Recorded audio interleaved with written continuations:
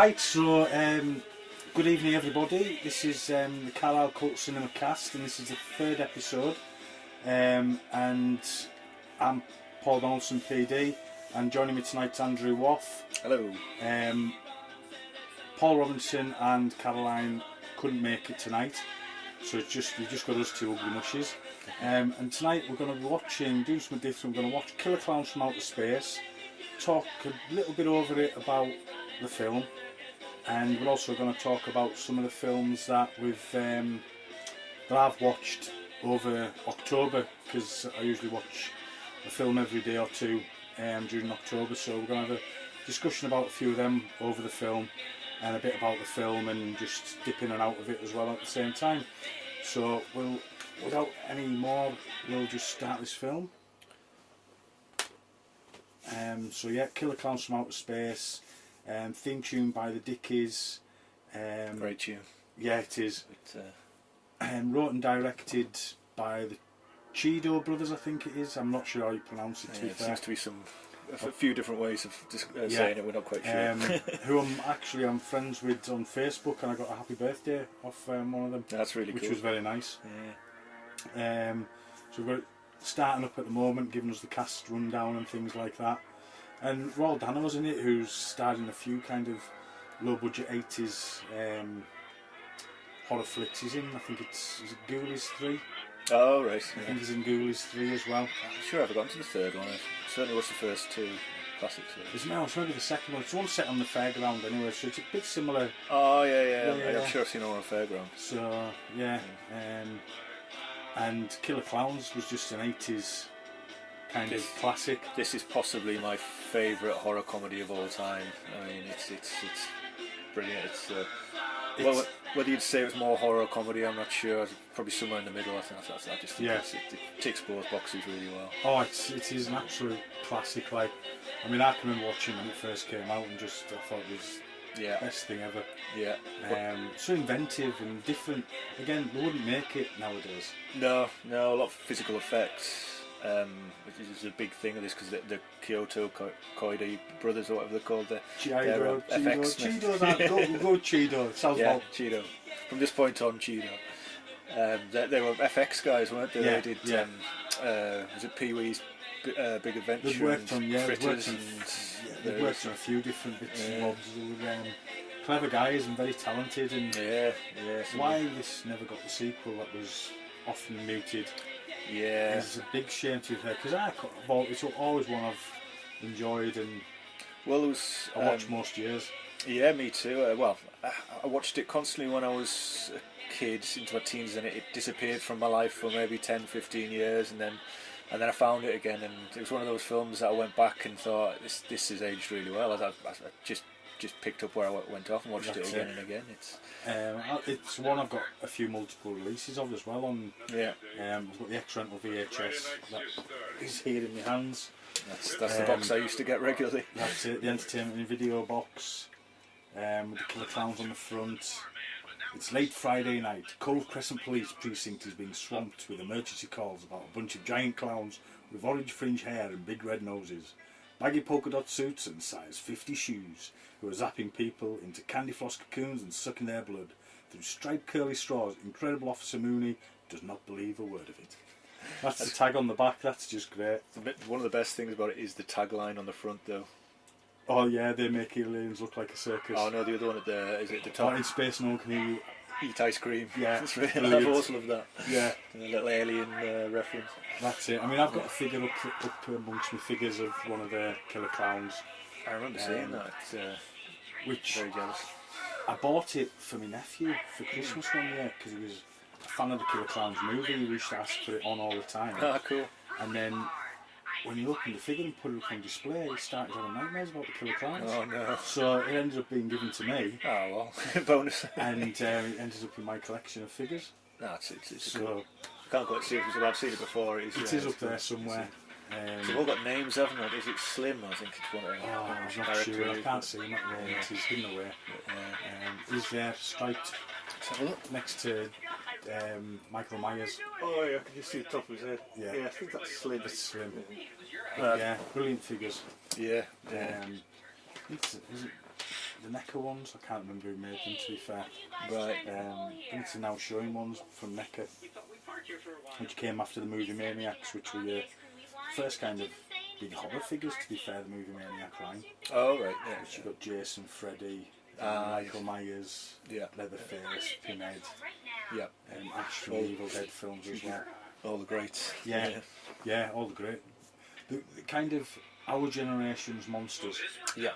If Yeah. there was, Dracula, Frankenstein, and Mummy was previous generation. Our generation's monsters came in the kind of 70s and the 80s. Yeah. Yeah. With your Texas Chainsaw Massacres, with your Nightmare on Elm Streets, your Halloween, your Child's Play. Yeah. They were our kind of monsters. The true iconic monsters that are still kind of the iconic ones now, because there hasn't really been a lot since then. It's not the horror franchise, the horror world hasn't really got the same kind of monsters. You've got stuff like The Ring and Saw, but they're not as iconic. No, they're not at all. No, it's you don't get the character. You don't get a Freddy or no. There's none like of that anymore. There's none. That's why they keep on doing these remakes, because obviously the new Halloween's just came out. Yeah. Which I still need to get to see. It's just time. This October's just been mental. Yeah. We've shown all the films that we've shown of doing all this. But yeah, hasn't been any kind of truly iconic. No, I think, to be fair, apart from Jigsaw, which I'm not keen on. I've never, as I say, seen the first Saw, but that's been it. Yeah. I think the last one would have to be maybe Scream. Yeah, Ghostface. Yeah. The only I was thinking about this the other day. Jeepers Creepers, but yes. you know the story on Jeepers Creepers, don't you? Was there a some kind of something? God, to do with the director. I don't know. The director was a pedo. Oh, really? He made a film called Clown House. Right. I've heard of that. And he'd taken some photos of some of the young actors, one of the young actors especially. Right. And he got done his time, and then came back and made Jeepers Creepers. But obviously there wasn't the internet, so nobody knew. Even by the time Jeepers Creepers 2 came out. Haven't they just made a third one? They've just done a third. Same director, Right. Wow. but yeah, he took advantage of some young actors, which is a bit shit like. Well, more than a bit shit, to be fair. But some of Hollywood has backed him, like, and should give him a second chance. And wow, I mean, Francis Ford Coppola and stuff like that have backed him. Right. Well, Francis Ford, he was he'd worked with Zoetrope, Coppola's company. Ah, right. So they were friends, and Coppola backed him and stuff well, like that. It's a controversial area, isn't it? But I suppose it's still like if you've done. A lot of folk like it, but it's kids, and that's just wrong. Yeah. Well, that's the thing when you do. Anyways, that's not we're down a dark path. We're going down a very long this path. is too dark for Killer Clowns from Outer Space. Exactly. So, in the film, Royal Dano's just coming across the Killer Clowns. Yes. Big top tent, with his dog, and his. This is proper classic horror. They're out in the sticks, like some kind of redneck goes out and finds something in the forest. Yeah, that's it. He's got his dog. Yeah, got his dog. But absolutely, just such good fun, this film. Yes. But as I was saying it before as well, October I kind of watch as many films as I can get watched, and some days there's only been one film, some days there's been 5 films watched. Yeah. All horror, presumably. All horror. Yeah. Or horror comedies. Yeah. Nothing that's not been of the horror type, shall we say. It's Halloween. Yeah. And I always do it every October, and I have done it since I was a kid. And then on Halloween itself, usually start about 9 o'clock in the morning. Yeah. And I go right through the day and watch. Usually it's about 10 films. I usually try and have them about an hour and a half, an hour and 45 minutes. So how many have you watched today then? This will be film 9. 9, wow. I started the day off with Kolchak, The Night Stalker, which was Kolchak, the Night Stalker TV show. Oh, right. And Darren Gavin. It was a TV movie. Right. And he was a hard-bitten, hard-nosed reporter. Yeah. Who's gets sent to these murders, and he sees a bit of bit of just something going on. Yeah, yeah. So he looks into it, and it turns out there's a vampire, Janos Skorzny. Oh, right. So he investigates it, and the police are helping and all the rest of it. And the police are trying to quiet him because he's a reporter. Yeah. And they find this Janos Skorzny, and there was a sequel to it, The Night Strangler. Right. And then a TV show, Kolchak the Night Stalker, which influenced the X-Files. Without Kolchak, you'd have no X-Files. Oh, right. That's interesting. Very, very influential. So is that TV 70s? show. 70s, yeah. And if you've not seen it, find it, check it out, watch it. The Night Stalker. Richard Matheson was on writing duties. By Legend and all the rest of it. Oh, really? Yeah. And he wrote, obviously, Richard Matheson wrote like Twilight Zones and stuff like that. Right. Very, very brilliant writer for kind of sci-fi and. So is this a British or American film? It does say TV movie. Yeah. Dan Curtis, who was behind it. Right.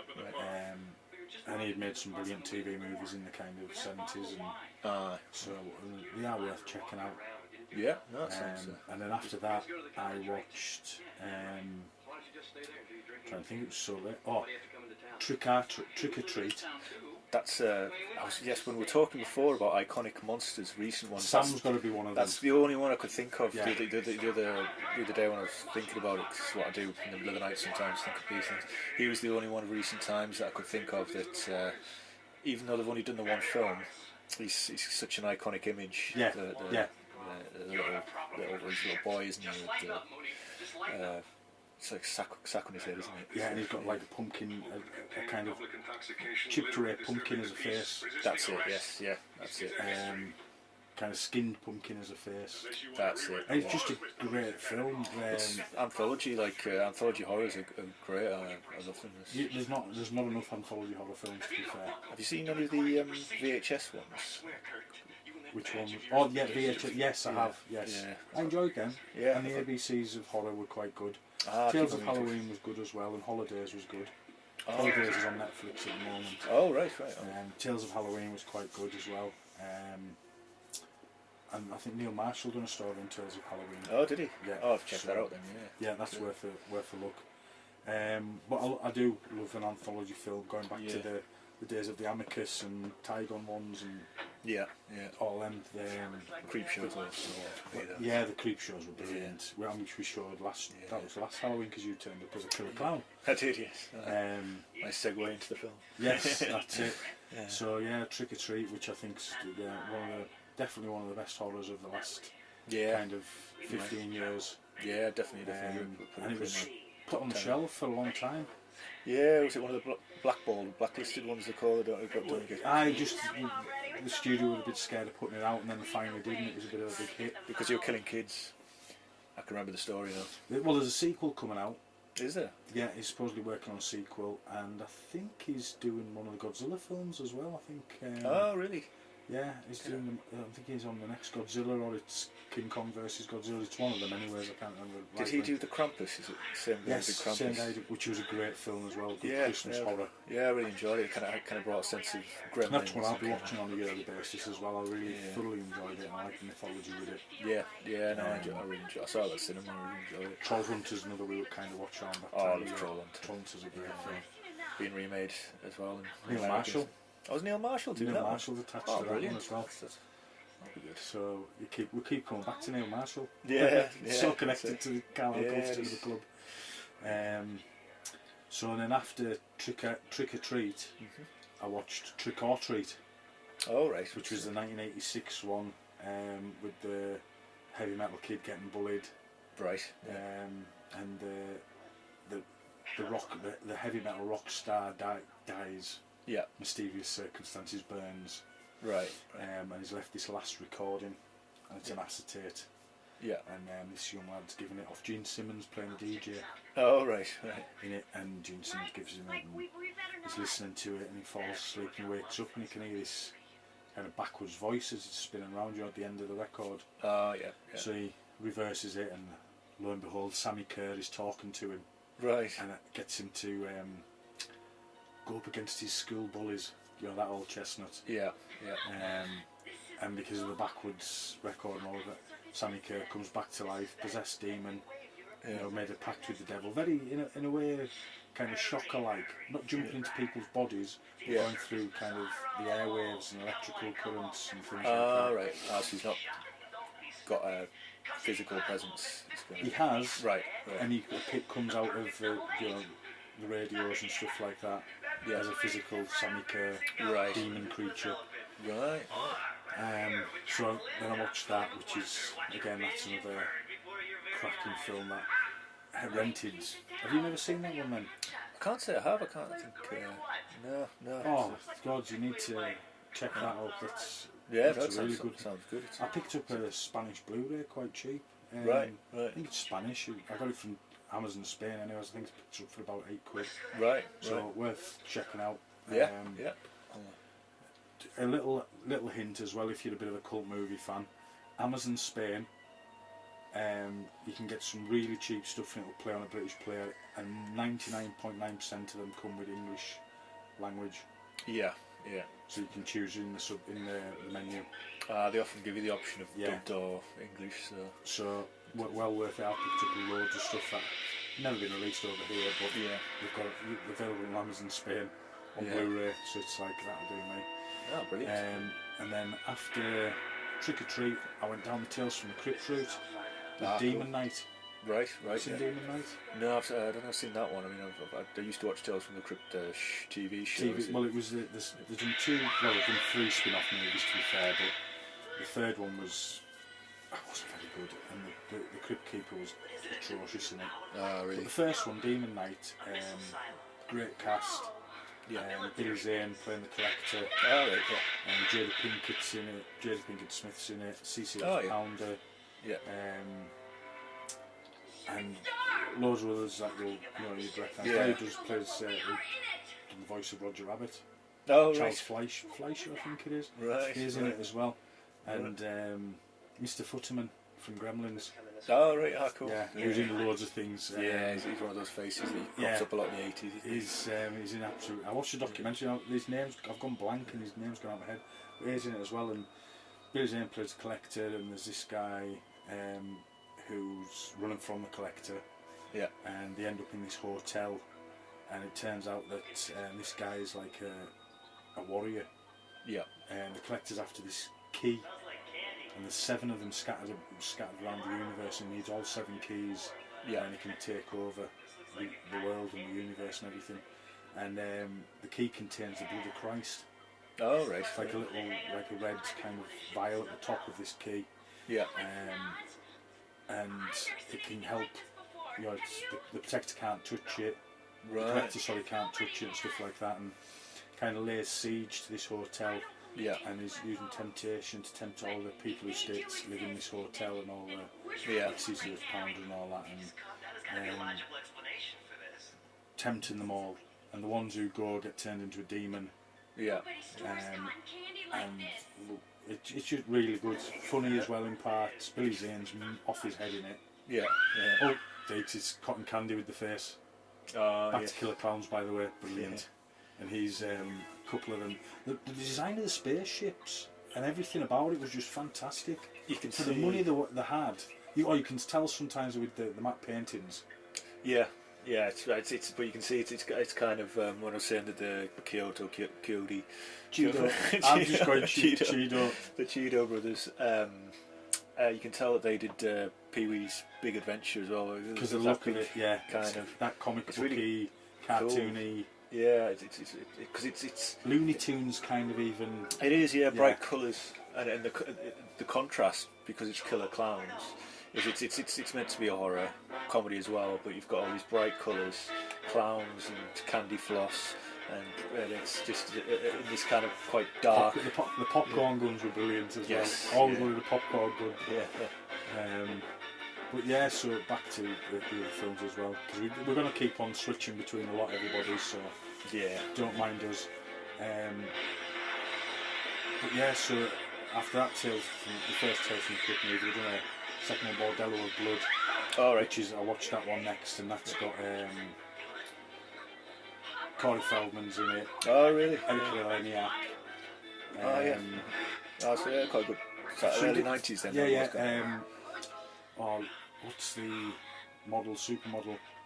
Angela. Supermodel Claudia Schiffer. No. She was one of the originals. Christian. She wasn't one of them lot. Ah, right. I can't really think of the name. And where's the film? I've got it sitting somewhere and I can't really. I'm looking for it. That'll be right. Yeah. But yeah, so that the second one, it's again the key. That's the MacGuffin, shall we say? Yeah. The key with the blood of Christ, and there's another one of those turns up in it. Oh, right, so it's and following it's, the same kind. using to control this vampire. Yeah. And she's got a whorehouse at the back of her funeral parlour. So is Erika Eleniak the... No, she's the heroine of this thing. Ah, right, okay. And her brother's played by Feldman, and he gets turned into a vampire, and she's trying to she hires a private detective to find her brother. And yeah, it's just, again, funny, gory as hell, and the Crypt Keeper introduces at the start, and that's well worth finding and checking out. Funny and gory. Corey Feldman's actually been in a few good horror films. Like obviously that one sounds good. I'm definitely going to check that out. And then you've got Lost Boys, which is a classic.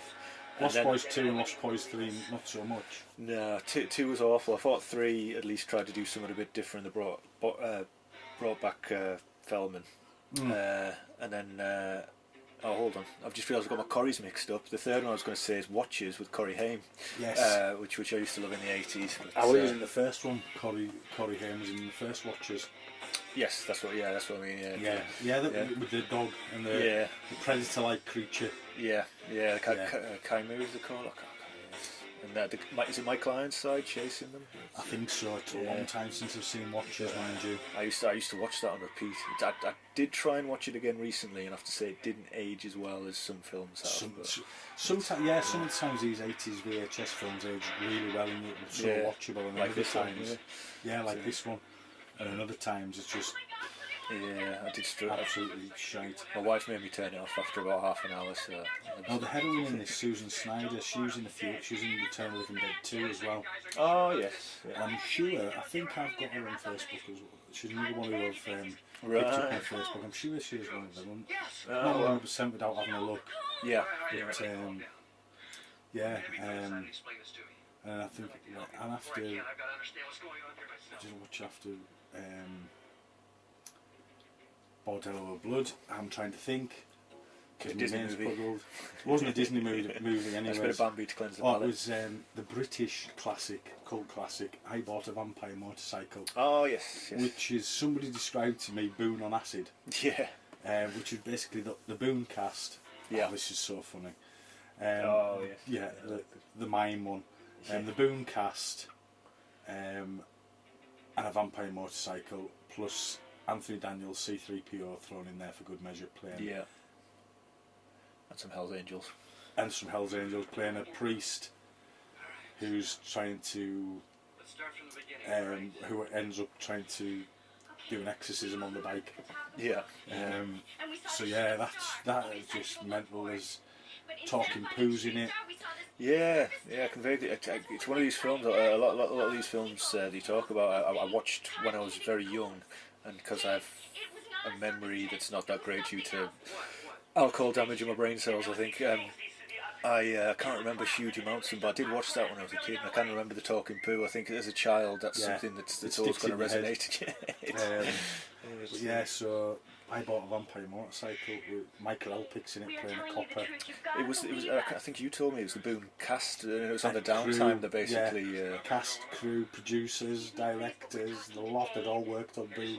Apparently, the office that they used in Series 3 was Neil Morrissey's living room. I think I read somewhere today. In the film. That's brilliant. But it's another one that I enjoyed the VHS. Got the DVD. When I bought the recent Blu-ray as well. It's just cheesy, tongue-in-cheek, gory as hell in parts. I mean, there was a string of them films type films came out in the 80s. There was 80s and 90s. There was I Bought a Vampire Motorcycle, Revenge of Billy the Kid, which starts off with a farmer doing a goat. and then the product is Billy the Kid. Ah, yes, I can't remember that being about. And I don't think I ever watched it. Funny Man, if you've never seen Funny Man, that's Christopher Lee. That's an excellent film. Oh, right. Dark and twisted and full of it's northern humour. Right. The bloke's a bit northern in it. Yeah. So yeah, that's Funny Man. That's worth looking at as well. Adult Babies that I've just watched. Oh yes, I just caught the end of that one. Yeah, you just caught the end of that, and that's obviously, and that was mental. That's I thoroughly enjoyed that.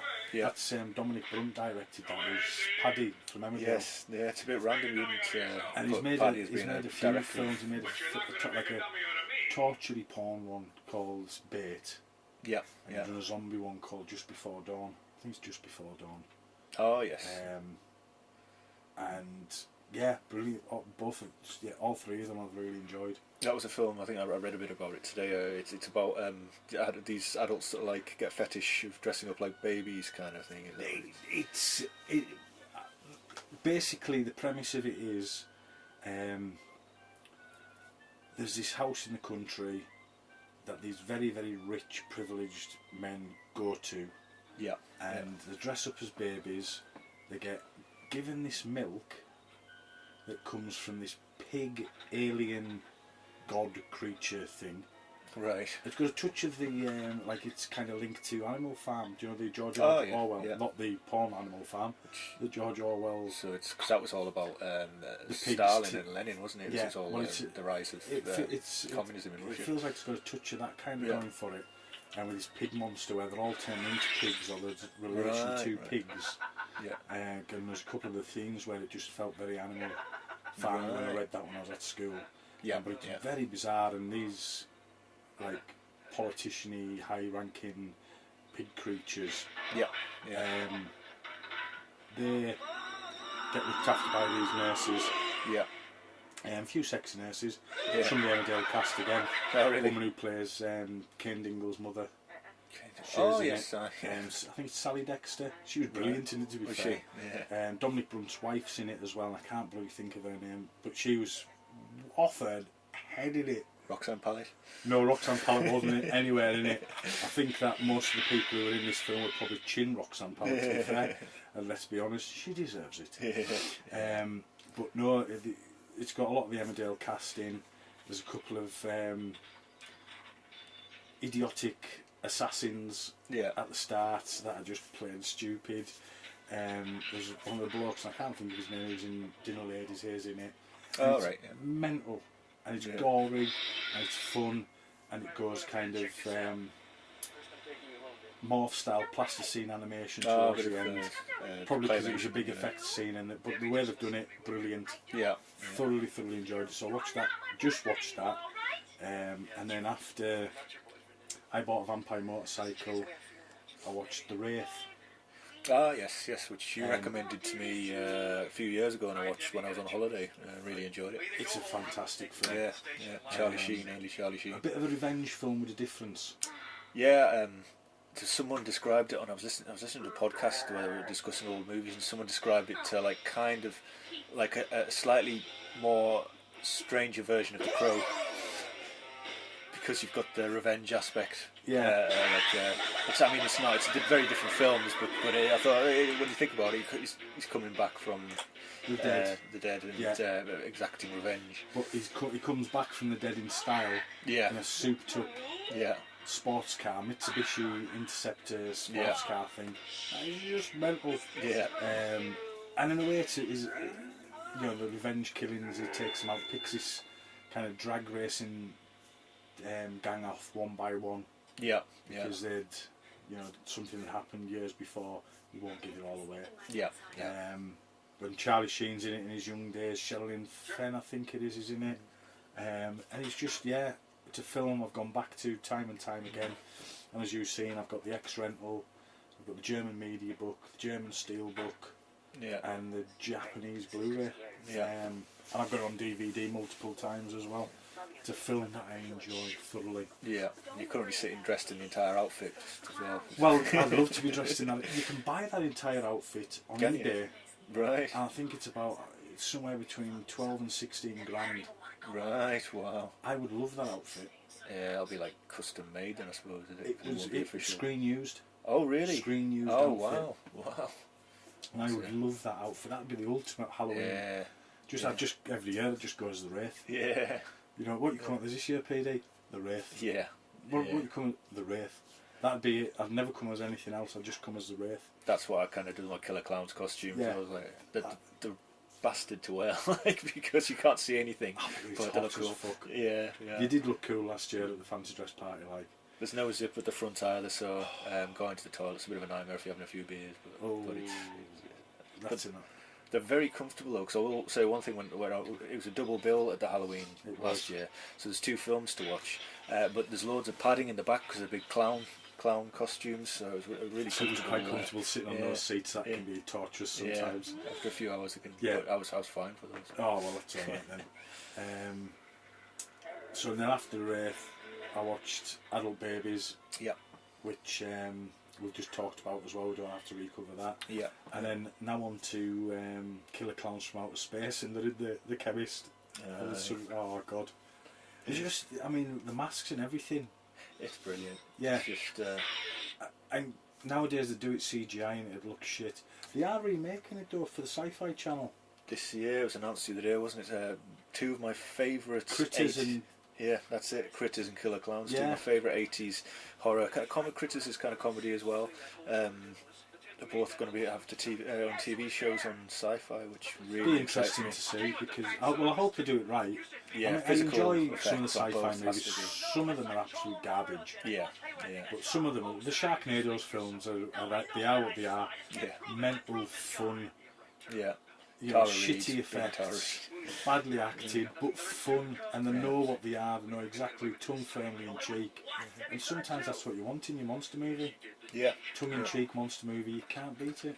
Yeah, if you go to watch a film called Sharknado and you're expecting to see Citizen Kane, then you need you need a bit of a slapping. Yeah. Oh, this is so funny. Poor little clown. Yeah. You know what I mean? You The feel bullies. you feel so bad for him. Yeah. What you gotta do? Knock my block off. Oh, brilliant. That's the little clown's actually my wife's costume that she wore last year. Right, was that what Jess was wearing? Yeah, yeah. Can't remember what that one's called. Is it Baby or something? Maybe? Oh, I can't remember the names. Yeah, I mean they're never referenced in the film. It's No. just me researching the costumes. I end up finding out all the names. You can get a little kind of puppet Oh yeah. one with the gloves. Oh, when they're doing the boxing. Yeah. You can get a Killer Clowns puppet one. I've seen that knocking about. But yeah, so that's what I've watched today. Today alone, anyways, up to now. Yeah. Once I've watched this, I'm gonna watch Blood Diner, Oh yes, yeah. which is another 80s gore fest. I just saw the cover before, and it's one of those ones again I saw in the video. But never hired. But I never hired. Oh, you yeah. need to see it. Fantastic. I've got a spare Blu-ray you can borrow actually. Oh, thanks. Yeah. It's a German one, I think. So Oh yeah. you can rent that. Again, I've got the Vest Strong release on Blu-ray, Yeah. which is just a lovely. It's out. You can buy it in this country as well now. Right. So maybe worth picking up because it's a really good, Yeah. really good film, Blood Diner. Yeah. It was originally conceived as a sequel Yeah. to H.G. Lewis's Blood Feast film, Oh right. but Yeah. they couldn't get the rights to make it a sequel, so they changed it to so made a new film basically altogether. It's a similar kind of background to the Blood Feast, the kind of big feast and the gods and going Right. back. Yeah, so it's quite Awesome. yeah, it's worth watching Blood Diner. Definitely. But a few of the other things I've watched started off the month with The Burning, Right. I don't know if I've heard that one. which was one of the video nasties. Right. Okay. Yeah. Weinstein's first film they ever produced. Oh really? So when was because that then? That was... 1981, I think it was. I didn't know it'd been going that long. Oh yeah. Yeah. This was the first film they'd done, Right.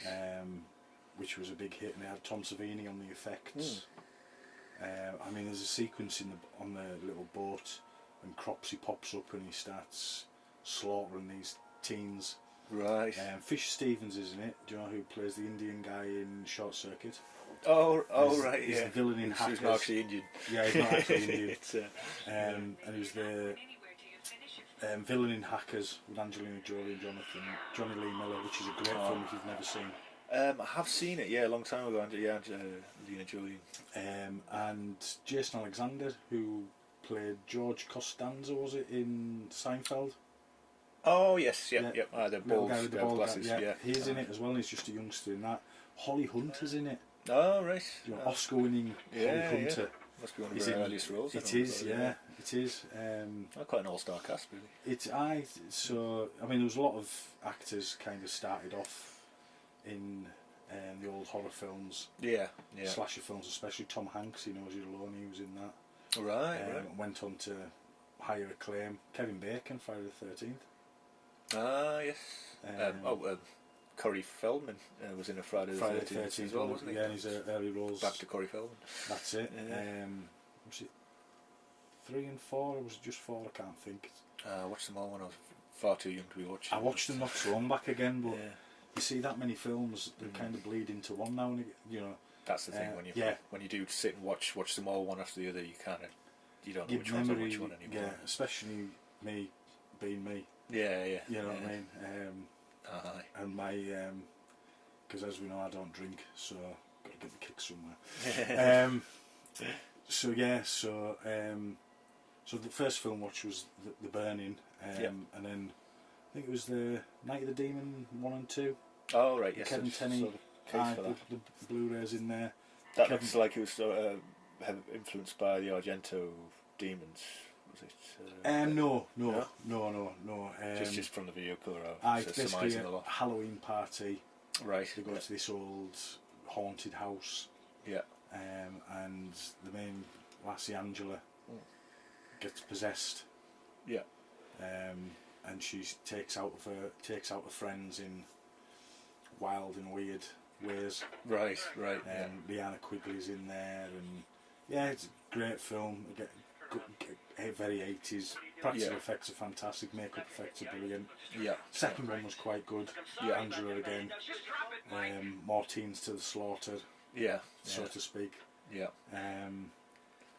Just very good and very, very good VHS fodder. Yeah. And then I'd watch Leprechaun, the first one. Oh yes. I haven't seen that for I years. think I've seen a long time ago. Jennifer Aniston, she was in that before she had the nose job. Oh, was it the first one she was in? Yeah, she was in the first one. Yes. Yes, I'm sure I've seen it then. And I Um, didn't know she was because it was obviously long before Friends, and then I think I watched it when I was a kid, and then Friends became big, and then it was one of those facts that gets rolled out. That's it. She must hate it because she's on the front cover and everything. But they're doing something like it was Leprechaun 2, 3. He went to space in one of them. He's in the hood in 2 of them. Right. I think it was about 5 or 6, and then there's Origins where it's not Warwick Davis playing him, it's someone else. Oh, was it Warwick Davis's Leprechaun? He's in most of them bar the latest one, and they're bringing it back on the Sci-Fi Channel again. They're doing it. Oh, right. And another one, but I don't know who's playing the Leprechaun in that one. He's quite high profile at the moment, Warwick Davis, isn't he? 'Cause he had the Ricky Gervais show and stuff. That's it. So he might not be. No. He's in every Star Wars film that comes out. Isn't he? Well, why not? You know what I mean? He was in Jedi, and he done a good job in Jedi. Let's be honest. Yeah. It was wicked. Squeeze him into them all. I'm trying. It's one of those. I'm trying to think. What else? Because I watched that many. Oh, Slumber Party Massacre 1 to 3. Right. Those Slumber Party Massacre films. Yeah. They were all written and directed by women. Oh, right. Yeah. Roger Corman produced them. Yeah. But they were all written and directed by women. Right. Yeah. And the second one is absolutely fucking nuts. It's like a rockabilly killer with a guitar with a drill on the end, killing people. Yeah.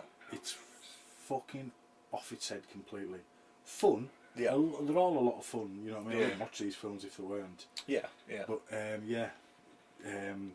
Slumber Party Massacre 1 to 3, well worth picking up. Right. So those 80s. 80s slasher films, yeah. Yeah, I can't say that.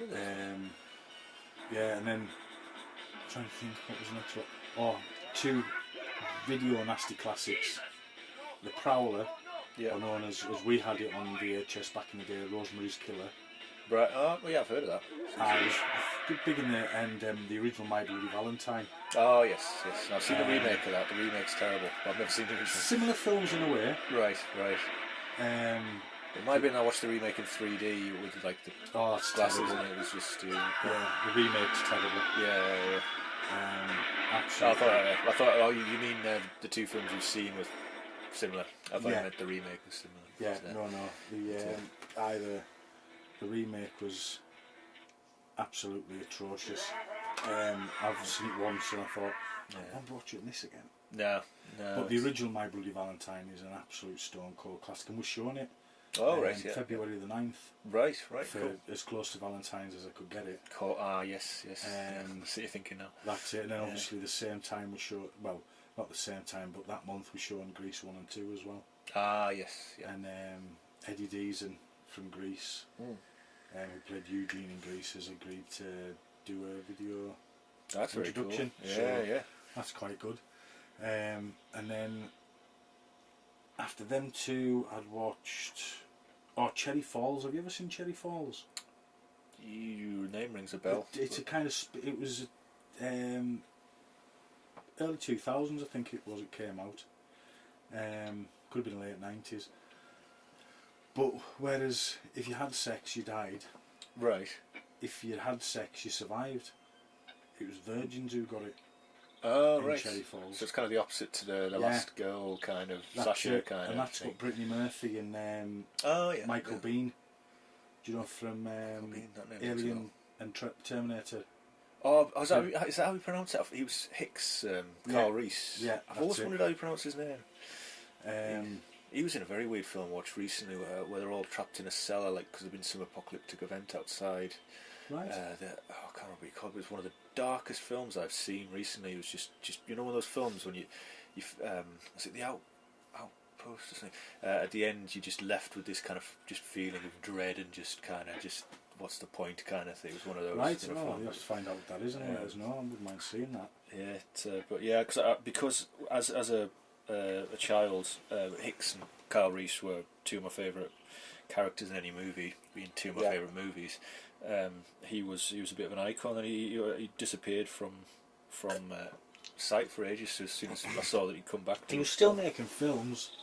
He just wasn't making big films. Yeah. Pardon me. And then after that one, Dead and Buried. Did you ever see that one? And the pranks on Dawn that drip blood. No, I don't think so. Slashers again. Yeah. Dead and Buried had an early role for Robert Englund. Oh right, yeah. Freddy. Yeah, Freddy Krueger. It was a bit of a it had a touch of the Stepford Wives to Dead and Buried. Oh yeah. Quite clever film, really. Well worth again finding and checking out. I've seen it. It's one of those things I've seen about, but never actually watched. The cover was always quite famous with the kind of sandy, the face breaking through like this sandy kind of beach thing. Yeah, I think that's what I've seen. Yeah. And after them 2, I'd watch Bloody Birthday. Bloody Birthday it's an eclipse. Yeah. And these 3 kids are born under the eclipse. Yeah. And it turns out it's a lunar eclipse, and it turns out that they're a bit fucked up and a bit twisted. Right. And they start killing their friends and neighbours. Yeah. And this young lad knows what they're up to. Yeah. So he's, and they're trying to knock him off to stop him grassing on them. Right. And nobody believes that these 3 innocent cherubs would commit these atrocities, basically. Kind of like Modern Village of the Damned or something. Aye, but yeah, well worth. Yeah. Bloody Birthday. I think there's a release. Britain 88 Films released it in Britain. Right. So worth a check out. Yeah. The Divide was a film with Michael Benn I was trying to think of before. Right, I've got that, and I haven't watched it. Yeah, it's dark. Watch it if you want to be really depressed. But Right. it's still an enjoyable film. I still really enjoyed it. He's the shadow puppet bit on Killer Clowns. Oh yeah. Superb. The stop animation on it was really, really good, Yeah. and you just can't knock it at all. Yeah. The T-Rex. It's one of these moments in a film where like everyone's kind of mesmerised by what shouldn't be a dark bit, but then it turns into a dark bit. It's like the bit in Beetlejuice where he's coming along with the big arms, and then it's the fairground thing going on. yeah, that's it. Yeah. God, I went to see. I can remember going to see Beetlejuice in the cinema. Yeah, Great film. yeah. No, like still rumours of a sequel, but whether it'll ever happen. I've only been 13, 14 at the time. I was still living up on Springfield Road, so I must have only been about 13 at the time. Yeah, yeah. It was a 15 film. Yeah, I think I can remember. But I went with my dad, so my dad just went, it's 15. Yeah, They're not going to... I'd go to see 18s with my dad and he'd go, he's 18. Yeah. And they Didn't wear a tall hat then, or... No, I was tall enough. Right. Tall enough and could grow a beard. Stand on your mate's shoulders, wear a long mac. Yeah, yeah. And then after Bloody Birthday, another birthday themed slasher. It was a Canadian one, Happy Birthday to Me. Oh, right. And again, some good actors and actresses in it. And very iconic kind of cover. Oh, yeah. That's, you don't forget that one. Yeah. It's a bloke with the shish kebab in his Yeah. mouth. Yeah. It's got that kind of similar kind of cover, driller killer kind of shock kind it's of. got materials in it. Come watching Little House on the Prairie. Oh yes, yeah. You know the blind one? Oh yeah, yeah. She was the oldest daughter, Yeah, wasn't she? she's the old. She's in it. I can't remember her bloody name. There's only like a sieve, but yeah, she is in it. It's just quite good in it, to be fair. Yeah, like there's. I don't know what happened to a lot of them. Like Little House on the Prairie. So it was the guy of Bonanza, wasn't it? It was Michael Landon, Yes. who started off in horror films. Did he? I was a teenage werewolf. Oh, was he in that? Yeah, he was in Right. that. And then the next one, I went to see that Redcon 1. Yes, yeah. I was quite zombie fancying film, that. which was alright. It was just, I think it was about half an hour too long. Yep. Yeah. And Running zombies. running zombies, talking zombies using driving, using guns, doing kung fu.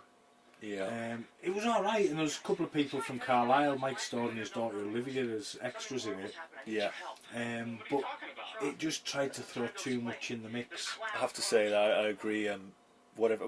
Obviously, zombies became very en vogue a few years ago, and there was a BBC series that had a zombie that kind of was. I think he was trying to get back together with his ex-girlfriend before he died, and then there's that Warm Bodies, and any zombie movie that tries to humanise the zombies immediately turns me off. I think there should just be very simple. Shuffling corpses with one thing on the mind: I want to rip your face off. Eat your brains Now, off. Return of the Living Dead's got running zombies in it, Yeah. but that's a different creature altogether. That's an amazing film. Well, I'm not as against running zombies. The running doesn't bother me because I like the remake of Dawn of the Dead. They have talking zombies in it as well. Yeah, that'd be too much for me, I think. But Return of the Living Dead it's one of the best horror comedies. It's a this Well, era. If they said, I suppose they all said brains in the Return of the Living Dead. Was that part two? Yeah, Yeah. and the first one. And the first one, yeah. Yeah. That works. Just like 'Cause some monosyllabic kind of. The reason they eat brains is the pain of being dead. Right. It's to stop the pain. So it's basically brains are a painkiller. Right. When you're dead, it's just the rigor mortis must hurt that much. Yeah. So. But yeah, Return of the Living Dead was a classic. But no, Redcon 1. Yeah. It was all right. It wasn't the best zombie action film I've seen. I've seen better. But it was all right. It was enjoyable. Yeah. You know what I mean? Would I watch it again? Probably not. Yeah. You know what I mean? Worth a watch, but not, Worth a watch, but don't go out buying it. If you're from Carlisle, it's worth a watch just to spot Olivia's story and Mike's story. Yeah. You know what I mean? That's the basics. Spot them, two folk from Carlisle. I think there's somebody else from Carlisle in it as well, but I don't know who they are. Yeah. But yeah, that's the reason to kind of go and see it. Yeah. I think I'll probably watch it just because anything like that comes out, I do watch. Thank you. Camera. So yeah, Redcon 1. That was the next one. Then the next day, I put on an absolute cracker. Fulci's New York Ripper. Right. Yeah. Gory as hell.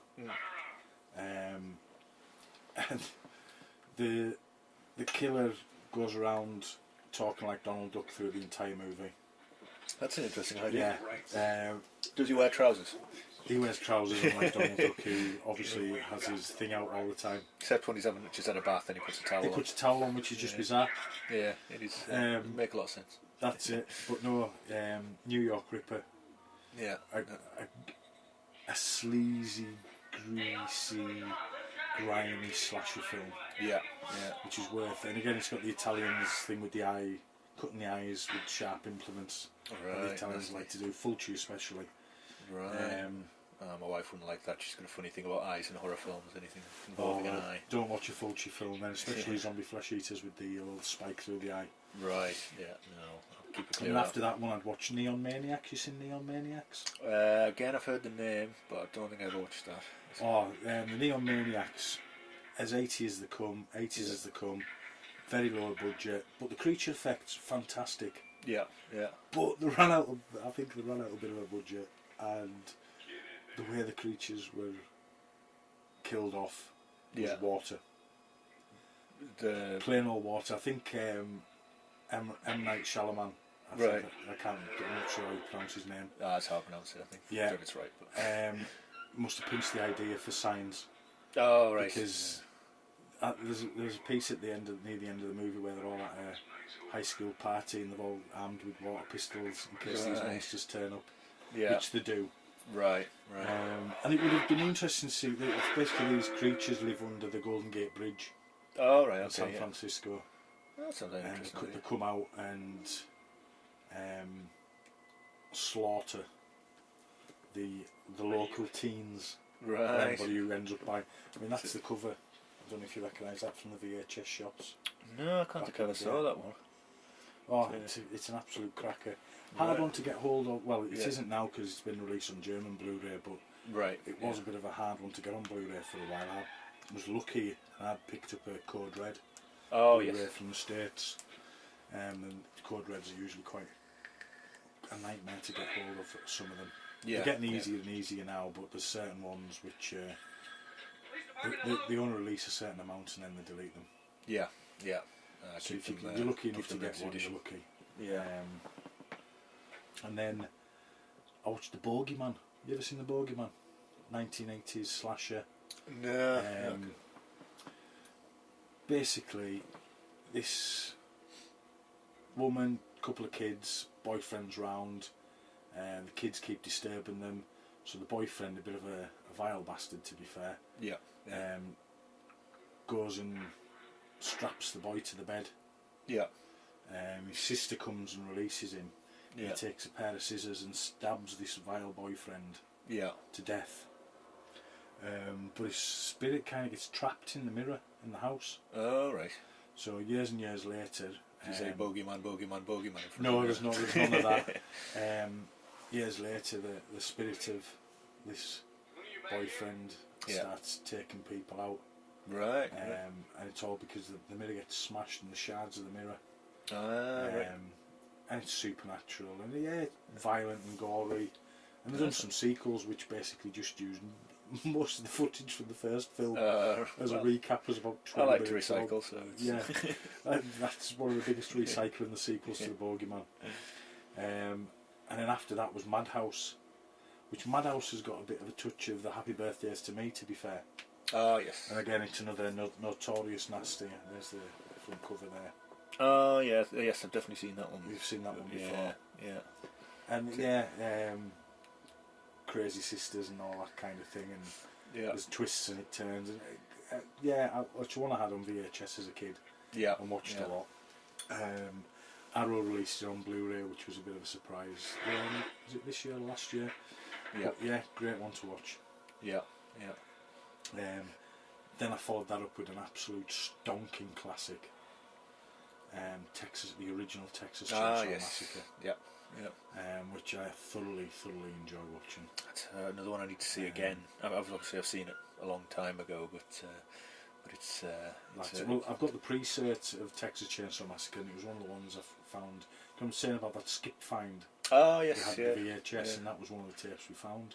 Right. That skip find was in the VHS groups the find of the decade. Was that in Carlisle then? Carlisle. Right. Well. Morton. Right opposite the old Blockbuster shop as well. Right. Just found all the old VHS things. It's all ex-rentals and presumably, yeah. There was a lot of sell-throughs there as well, but there was about 400, 500 ex-rentals. Probably more if we kept on digging, but there was bad light. Yeah. The skip was full to busting the VHS tapes. Wow, some people don't know when they've got something that could be worth something. Absolutely like that. Fantastic. And the mayor, who's obviously been helping us push the podcast a bit, he came up and, as I said, he took 400 tapes. Wow. I took about 30. Yeah. But I don't collect just every tape I want. I'm more of a specific collector. Yeah. Certain films I want, certain films I can't be bothered with. Yeah, well, I'm kind of the same with that. But yeah, Texas Chainsaw Massacre, phenomenal film. Yeah. And it's one of those that uses, a lot of people think it's gory as hell. It really isn't. Yeah, it's a lot of suspense, which I think often is the best. It's when they find out, shoot the nose. Yeah, shoot the nose, and it's going to blow. They're going to blow up. It's that thing in any good horror film that you find a weakness, and then once you've found that, then they're laughing at it. Yeah, that's it. It's just Killer Clowns, mate, and again the sound, the theme tune. The Dickies, brilliant. Yeah, brilliant. If you've never listened to the Dickies Killer Clowns theme tune song, listen to it. It's brilliant. It's got the traditional circus. Yeah. It's brilliant. It's done fast and on electric guitars. It's amazing. Yeah. I think the Dickies they were kind of an 80s punk band, weren't they? Yeah, they were. Yeah. I think did they do a version of Nelly the Elephant? The Dickies at one point. Could have done. I think they maybe did. I think Nights in White Satin, maybe. I'm thinking of someone else. But I'm not sure. But a punk version of it. But yeah, so yeah, Texas Chainsaw Massacre. Everybody thinks it's a very gory movie, but it isn't. It's all in your head. Yeah. It's just cleverly done. The best horror films do that. They make you think you've seen something more than what you've actually seen on the screen.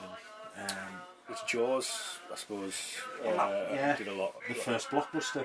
Yes, which was one of the questions on your quiz the other day. That's it. My wife was never going to let me hear the end of, because she said that it was. The question was, what was the first official blockbuster film? And I think he said it was in the 80s, which gives us 70s, sorry. Yeah. Which gives us a ballpark area. And my wife was like, Jaws, and I was like, no. I think Jaws is too obvious. I'm going to go with the Towering Inferno. And it was Jaws, so I've not heard the end of it since, to be honest. But it's Jaws was the first fucking bona fide blockbuster, brilliant. Yeah. But yeah, and then after the Texas Chainsaw Massacre, I had to watch the sequel. Ah, yes, with Dennis Hopper. Dennis Hopper. It's fucking nuts. Where else are you going to have Dennis Hopper chasing down a cannibal family with 2 chainsaws taken on Leatherface? There's a chainsaw battle in it, isn't there? Because there is. There's the guy that directed the new Nicolas Cage film Mandy was being interviewed the other day, and someone said there's a chainsaw battle in Mandy. He said, where did you get the idea from that? Texas Chainsaw Massacre. Texas Chainsaw Massacre 2. Texas Chainsaw Massacre 2 is fucking brilliant. Like, I haven't seen it. Toby Hooper directed it again. Was there a bit of a bit bigger budget? Because I suppose the first one would have taken off. A lot bigger to get Dennis Hopper. A lot bigger budget. And it was never released over here. Right. VHS. It never had a home video release. Yeah. It's released now on Blu-ray. It got a DVD release, but it's got a release on Blu-ray by Arrow again. Right. Which mate Aaron Waite, I've got to mention this. Mate Aaron Waite will hate that I've mentioned Arrow multiple times because he's not a fan of Arrow videos. Video. I don't mind Arrow. I wouldn't call us a fanboy. I have a lot of the product. I don't buy everything. Yeah, yeah. Just the films I want and the films I like. Yeah, that's how I collect anything. I just pick stuff up for the sake of it. That's it. I do. There's certain ones of others. I do have multiple editions of, mind you, but that's because I'm a fan of the film. Yeah. More than a fan of the label. Yeah, yeah. So yeah, Texas Chainsaw Massacre 2. The British release of it is uncut and it's great to pick up. Right. A nice arrow set to get. I think when I get back, well, not tonight obviously, but I might give watch the first one again and then watch the second one. I mean, films I should have seen. Really. The third one was good as well. It was all right, and the fourth one's got Renée Zellweger and Matthew McConaughey in it. Right. Yeah. All right. And yeah. That's what I like about these high school girls, man. I keep getting older. They stay the same age. Oh yes, they do. Yeah, brilliant film. Dazed and Confused. I will get round to showing that one time. I love it. You won't be able to keep me away from that one. I love that film. It's a fucking great film. Got me through my teens. Brilliant. That and Empire Records are two of my favourites from that era. Ah, yes. Empire Records is just brilliant. Fantastic film, and I'll get to show that at some time as well. The Kevin Smith films I liked as well. They're like the Mallrats. Yes, Mallrats and Clerks and Chasing Amy and Jay Silent Bob. But Kevin Smith's a bit of a legend, let's be honest. Yes. He's made some absolutely fantastic films. He's made some great cameos. I've got him in Another Wolf Cop where he plays the mayor. Oh, right. And that's well worth checking out. The original Wolf Cop? No, the second one. Right, yeah. Another Wolf Cop. Right, yeah. Well worth checking out. Well, the first one is as well. I like them both, to be honest. Yeah. Tongue in cheek. Yeah. With that kind of old school horror 80s vibe going on. Yeah. Not taking itself too seriously. No. Then I watched one called The Slayer, which is another video nasty slasher. Right. And that was alright. It wasn't too bad. Enjoyable. But the next one, Madman Mars. That's an excellent film. Madman Mars. Aye, Madman. Galen Ross, who was in Dawn of the Dead, she's kind of in it a little bit as well. Yeah. It's the usual. Madman kills his family. Yeah. Disappears, so to speak, and is said to be roaming the woods. Right. Which he is, and he's killing everybody. Right. So, yeah, a lot of people have a lot of time for that. That's the VHS there. Oh yes. Yeah. No, I can't say I've seen that one. And that's worth picking up. I think Arrow have done a release of that as well. Right. So worth picking up. I've got both releases. Yeah. Blue Underground released it and Arrow released it. Might be wrong on the American release, to be fair. Yeah. And obviously the next set of films was in amongst The Long Good Friday and Scum, the next horror film I watched, which was Dog Soldiers. Which we discussed in our other podcast, so we don't need to go over all ground basically with that. The one after don't need to bark on about that one. No bark on yet. Bark at the moon. Yeah. But the next one was from the kind of Sam Raimi school of motoring, as you'd say. The Intruder. Right. And it was Scott Spiegel, who was one of the guys who helped out on Evil Dead. Sam Raimi's actually in it, and his brother Ted Raimi. Who does the writing on Evil Dead as well, They're both in it. It's basically, pardon me for yawning, but it's been a long day. This shopping supermarket's coming to its last day. It's getting taken over. One of the lasses, her ex-boyfriend turns up, he's a bit of a psycho. Right. And then all of a sudden people start getting bumped off one by one in the supermarket. And obviously it's meant to believe that it's the boyfriend. Yeah. But it isn't. Right. Well, that's all I'm going to say. Okay. And it's again low budget slasher, but it's nice and gory. So nice kills in it. Does it have any of the comedy edge that you get It's from got the a Raimi touch. films? There's a couple of little bits. Nothing. It's a little bit more serious. Yeah. But worth checking out. Right. What was that one called again? That one was The Intruder. The Intruder. Right. Yeah. That's the old VHS box of it there. Oh, that possibly rings a bell actually when I see it. Yeah. Yeah, it was thoroughly enjoyable. These things kind of buried in your mind, and then you see them again, and you just, That's it. It was released on the old Colour Box label. It released a lot of low budget trash and which some of it was really good. I watched The Evil Speak. Now, have you ever watched Evil Speak? No. Which is Ron Howard. Oh right. Not Ron Howard. His brother It was just in the, he was in the Wraith. Oh right. I was just talking about him. Yeah. Oh no, he does, because when he was being interviewed, he's in all of his films. He always gets a little cameo in all of his films. But he wasn't in Rogue One. No, he was in. Not Rogue One. It's Solo. So. What was his bloody name? I don't know. I mean, Clint Howard. That was it. Right. Clint Howard. Who was in the Wraith as well. Yeah. So he plays a cadet at this military school. He's getting a bit bullied. And he's cleaning out some records. He's on the computer, and he basically brings the devil, a demon, up on the computer. Yeah. That helps him, gives him some supernatural powers, and he starts killing his tormentors, which is the old school, which is, you know, a lot of horror films use revenge bullies. As a great tool. I think that's probably something that most people at some point can relate to. Like, that's it. So that's why it's such a good basis for a storyline. That's the VHS side as well. I think that rings a bell as well. Again, cracking film and worth watching. Right. Yep. There's pigs in it. He kind of controls some ravenous pigs. Right. To kill his friend. I wouldn't call them his friends, but his bullies. The next one I watched was The Communion. Which was Alice, Sweet Alice, or Holy Terror, which was Brooke Shields' first film. Oh right, yep. And that's, you can't go into that too much because there's a nice twist in it. So that's well worth. It's another slasher, obviously. Yeah. Worth. And you can get that. 88 films have released that on a Blu-ray on the slasher collection. Right. Yeah. And then after that, I made my way into the Final Destination films. Oh yes, yeah. I think I've seen them all. I haven't seen the last two. I can't remember what number they got to. Well, they got to 5. 5. Oh no. Well, maybe I haven't seen. I definitely haven't seen the last one. So I must have seen the first 4 then. First one's the plane. So is the second one with the truck? The second one's the truck. Because every time I'm driving down the motorway and there's a truck with logs on the back of it, you can just see there's normally like a few cars just kind of staying away from it. Everyone's seen Final Destination 2. The third one's the fairground. Yep, seen that one. The fourth one's the race car track.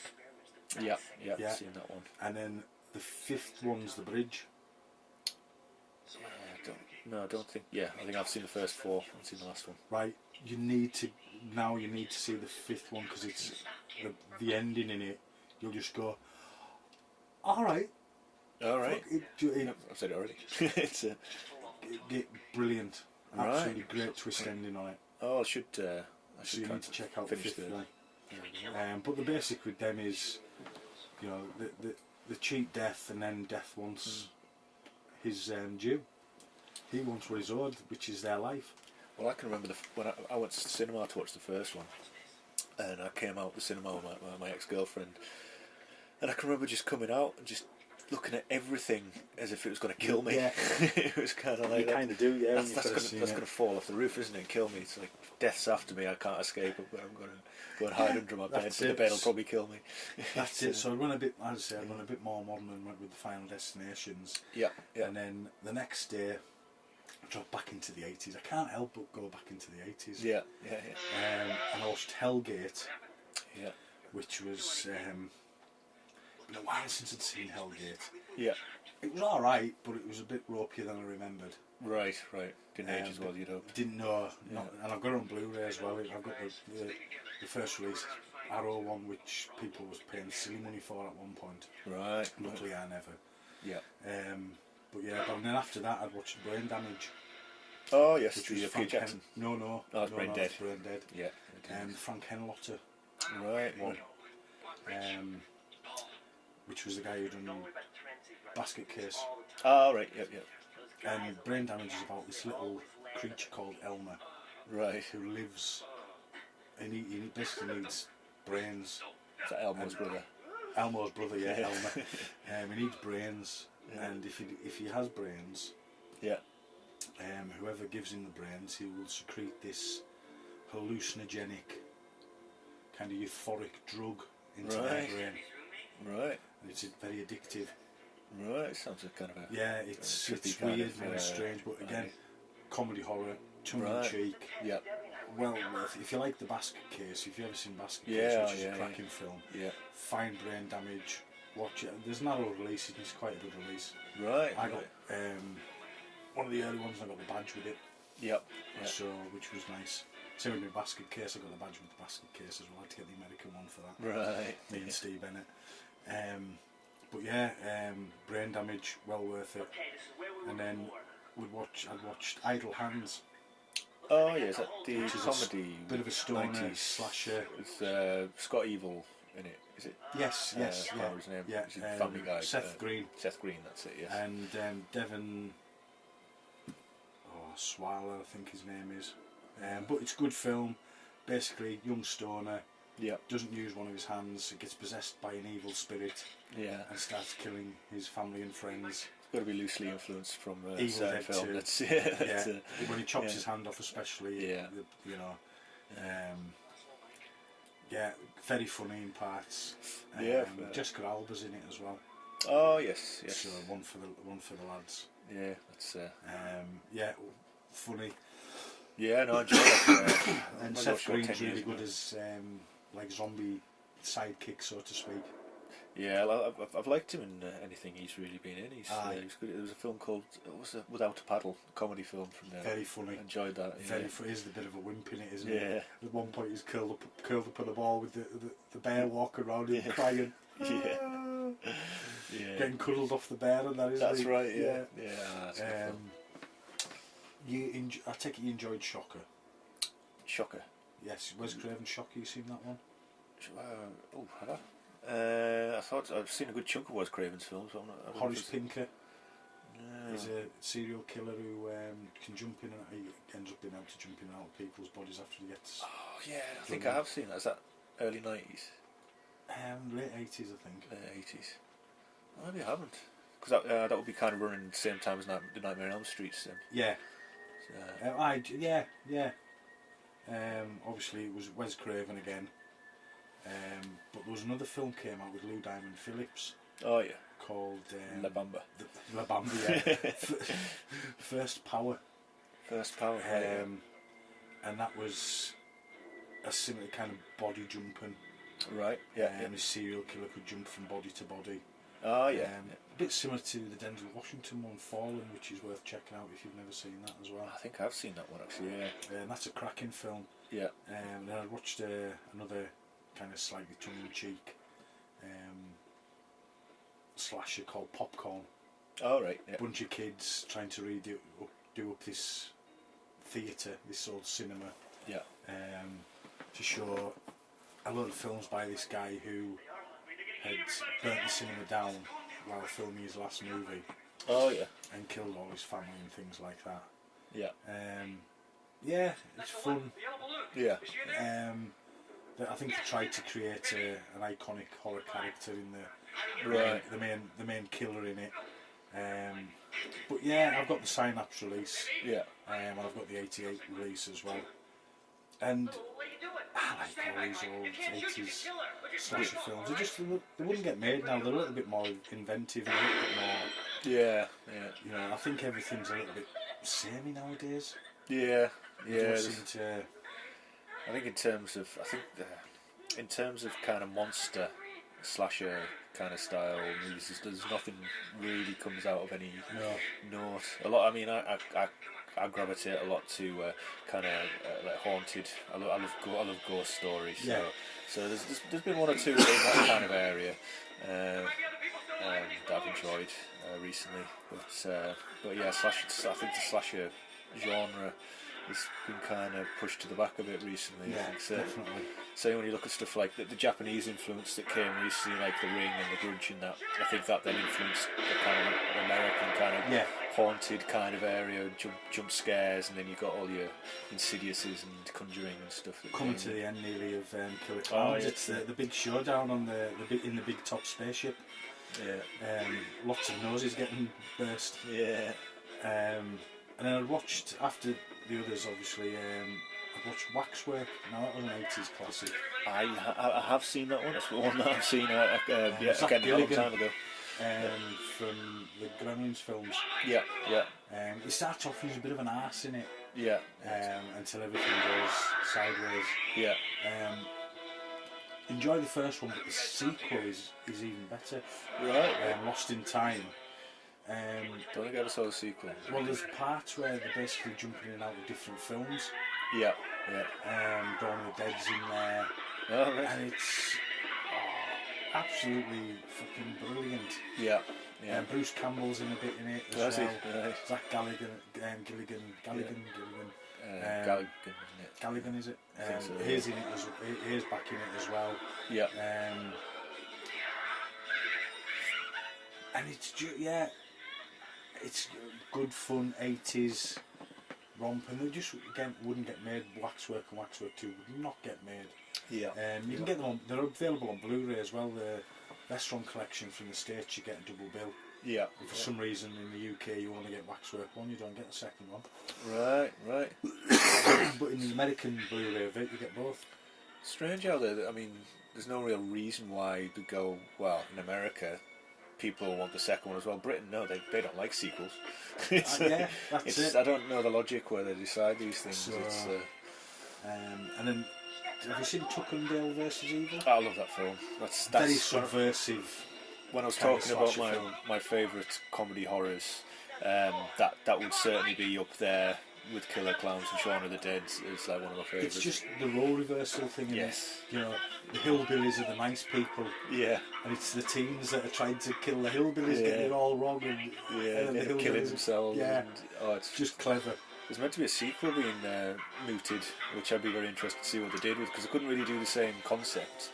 They'd have to do something slightly different, but hopefully still make it a horror comedy. Oh, that'd be interesting to see. Yeah, definitely. And then I watched one of my guilty pleasure movies, which is an old VHS one. I don't know if you can look over there. Mutant. Oh, yeah, I saw the box before, and that's definitely one I can remember being in the video hire when I was younger, but I never saw. A bit of a zombie infection film. Right. Infected film, so to speak. And the difference, these zombies kind of are hunting for blood. Right. And they get these like sores open up on the hands and do this yellow, gooey, horrible, pussy stuff. Yeah. Wings Hauser and Bo Hopkins. Bo Hopkins was in some Tarantino stuff. Oh, right. Yep. Yep. And it's just good fun. Yeah. You know, dark in parts, creepy in parts as well. Yeah. There's kid zombies in it, which you don't see often. No. Children as zombies and getting killed and things like that. And they've done which I watched the next day. They've done on VHS. There was a Mutant 2. Oh, right. Which had nothing to do with the first Mutant at all. It was Mutant, a sequel in name only, as they used to do a lot in the VHS days. Yeah, I remember you saying that was really in there. Yeah. And that was called Horror Story in the States. Yeah. Latched onto the franchise. Mutant 2 was called Alien Predators. Right. Oh, I did see the box before. Yeah. Or The Fallen, which I've got it under each title. I've got the VHS as Mutant 2. Yeah. DVD is The Fallen. I saw a film called The Fallen recently. It's quite different. It's got Maisie Williams and it's a terrible arty film that Mark Kermode recommended. It's like a sixth form play. It was just terrible. But sorry, I digress. Mark Kermode, there you go. You see, I know you like him. And I do to a degree myself, but he's also up his own arse a little bit. I think he realises it, which is why I don't mind, because he kind of, I think Simon Mayo kind of brings him down to his. But that's another podcast anyway. Well, that's it. So Mutant 2, Alien Predator. It's these three American teenagers going across Spain. Yeah. Where some debris from a downed Skylab. Right. Basically these creatures rocking about and starting to take over this little kind of Spanish town. Right. And NASA's trying to, and their American big rigs are trying to stop it. Dennis Christopher's in it. It's good fun. Yeah, it's good. I quite enjoy it, to be fair. It's one from back from the VHS days again. Yeah. And the next one, Night of the Creeps. Have you seen that one? I have, yeah. Which Yeah, is Fred get Dekker away. and Shane Black, who wrote Shane Black wrote Lethal Weapon. yeah. Well, he's done all sorts of shit. He did the new Predator film, which maybe don't want to... Monster Squad as well, Repair the One Behind. Oh, did he do Monster Squad? Yeah. And he was in the original Predator as well, as one of the main characters. Yeah, it was I. Yeah. And he was only on that so he could be the right. He could help rewrite the script because there was a writer's strike. But I did wonder why he was kind of in there. But Night of the Creeps is good fun. Yeah, I can remember enjoying it again. It's a while since I watched it. The film James Gunn's Slither was a lot tonight, the Creeps. Oh, right. Yeah. Right. And the slug things are a bit like the slugs from Shivers. Yeah. Which is Cronenberg's kind of 70s. Sure. I've seen most of Cronenberg's. I think I've seen that. Oh, it's a good one. I've seen that one of the Brood, I think it's the other one I've seen. And I watched, after that, I'd watched Nightmare at Noon, which is basically a remake of Mutant. Right. With Bo Hopkins and Wings Hauser in it again, but with George Kennedy as well. Oh, right. And it's Brian James. Yeah.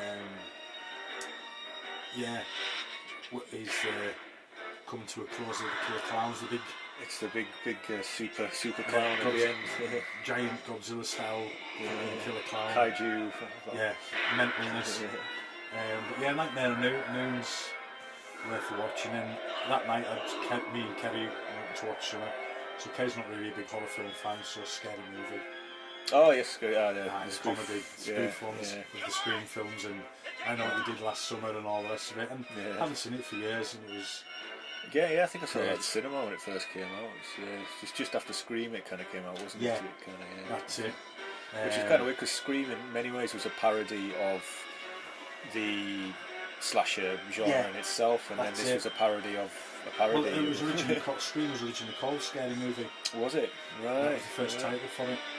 And then after that, the next day I'd watched 2 Alien rip-offs. Oh, right, yeah. Alien Terror, or Aliens on Earth. Right. Or Alien 2. Oh, yes. Yeah, I think I've heard about that. Might be you that told me. Which is, again, worth a watch. Yeah. Low budget. Wasn't set in space, it was set in caves, a bit like The Descent. Yeah. In a way. And then the next one was Contamination, which, another Italian one. And kind of cross between Aliens with the eggs and pod people, you know, from Invasion of the Body Snatchers. Oh, right, yeah, of course. Great mental watching. And an Absurd, which was an Italian slasher film. Right. Which was a bit of a Halloween rip-off in a way. Oh, yeah. Joe D'Amato directing it. It was a bit of a sequel to Anthropophagus, the Beast. Right. And this beast, this creature, this man, he's on the run, he's getting chased by a priest. Yeah. He ends up at this house and impales himself on the iron gate. Yeah.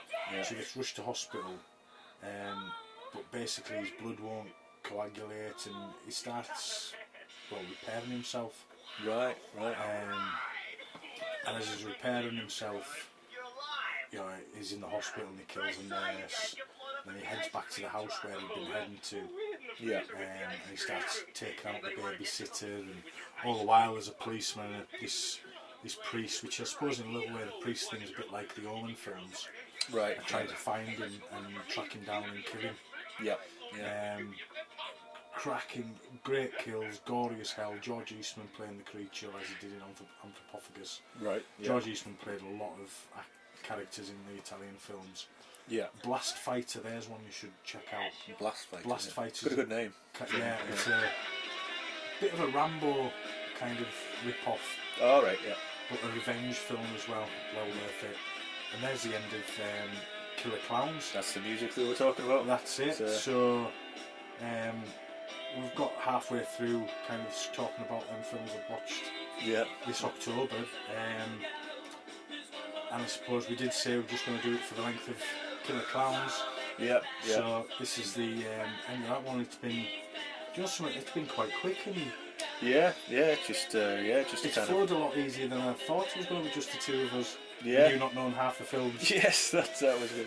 So, Yeah. so we're going to pull this one to an end. I hope you all enjoy it. Yeah. And thank you all very much. Stay tuned for more. For more, yeah.